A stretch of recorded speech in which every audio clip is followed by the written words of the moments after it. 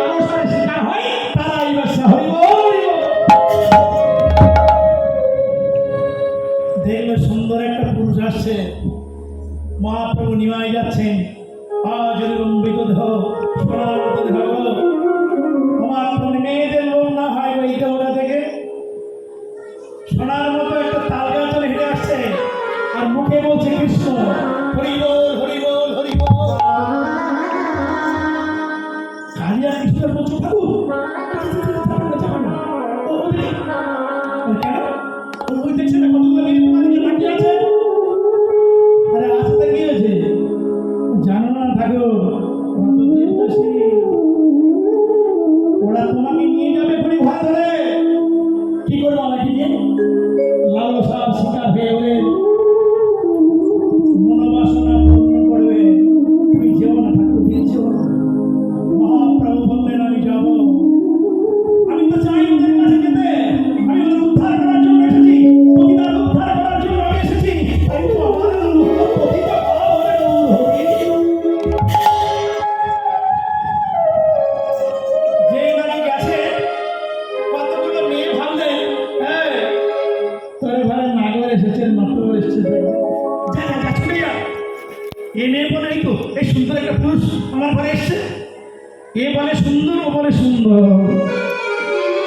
যত মহাপ্রভুর কাছাকাছি আসে মহাপ্রভুর লালিত্য কণ্ঠস্বর শ্রবণ করে হরি বল হরি বল হরি বল। কে কে তুমি এমনি করে তুমি আমাদের কাছে আসছো হরি বলে? কে তুমি? তুমি কি জানো না আমরা পতি? তুমি কি জানো না সমাজে আমরা কলঙ্কিত হয়ে আছে? মহাপ্রভু নিমাই ছুটে ছুটে চলে গেলেন ওই পেশা পতিতাদের কাছে। কি বলে মা হরি বল। সঙ্গে সঙ্গে যারা পতিতা মা আমার মেয়েদের দূরের কথা, আমাদের মতো আপনাদের মতো পুরুষরা মহাপ্রভুর দর্শন করে পাগল হয়ে যায়, আর নারী তো ছাড়, নারীকে জড়িয়ে ধরবে, কত পুরুষ পাগল হয়ে যাচ্ছে নিমাইকে জড়িয়ে ধরার জন্য। তাই যেই নাকি কাছে গেল অনেকগুলো মেয়ে এসে ভাবলো আমরা এই সুন্দর দেহ সুবর্ণময় দেহটাকে আমরা ভক্ত আমাদের ঘরে নিয়ে যাবো, ছুটতে ছুটতে সবে নাকি মহাপ্রভুকে স্পর্শ করে যেতে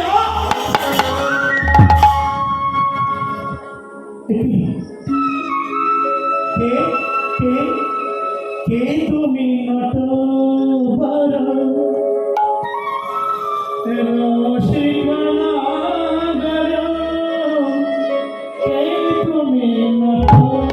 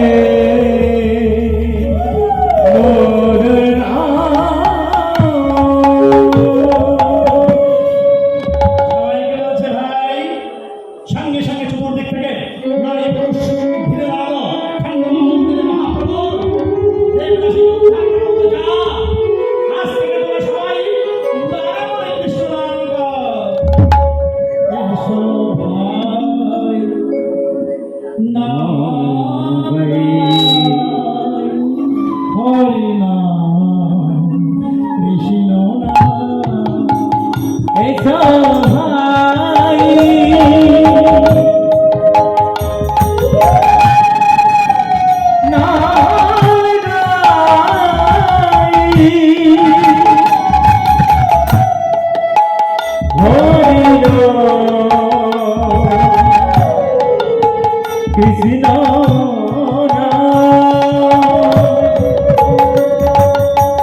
এই নাম করলে কি হবে? বলির জীব নাকি উদ্ধার হবে নাকি বললাম? পাপ থেকে উদ্ধার হবে। যদি নাকি তাই হোক বলির যুগে স্বপনবাবু কেন প্রতিটি ঘরে ঘরে কীর্তন হচ্ছে, তাতে কি হচ্ছে? কি করে হবে? শুধু ভাববো যদি নামকে নাম বলে মনে করি, নামকে কৃষ্ণ বলে মনে করি না, ভগবানের সেবা বলে যে মনে করি না, ভগবানের প্রতি আমার অনুরাগ নেই, ভক্তি নেই, মনে নেই, প্রাণ নেই, শুধু নাম করে আর হরিবাসরে এসে কিছু লাভ নেই। শাস্ত্রে বললেন কোটি জন্ম পরে যদি জীব কৃষ্ণ ভজ, এটা আমার মতে না, আপনারা সবাই বলেন কোটি জন্ম পরে যদি জীব কৃষ্ণ ভজন কদাপি সে নাহি পায় ব্রজের ব্রজেন্দ্র নন্দ। তার নাম করে কি হবে? আমার শাস্ত্র বলছে একবার নাম করিলে যত পাপ হরে পাপীর সাধ্য নাই তত পাপ ফেলে। হরিনাম করতে গেলে আগে আপনাকে ভক্ত হতে হবে, ভক্ত।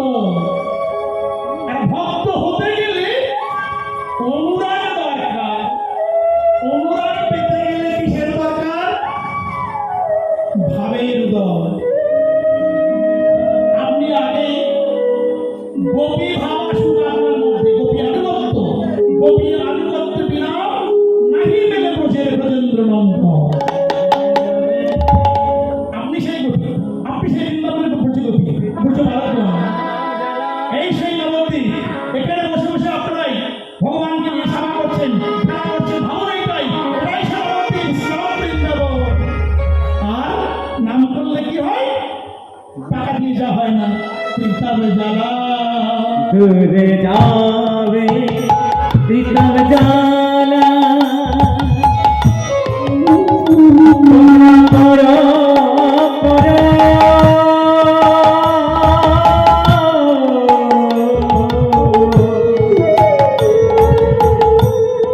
নবে ভালা।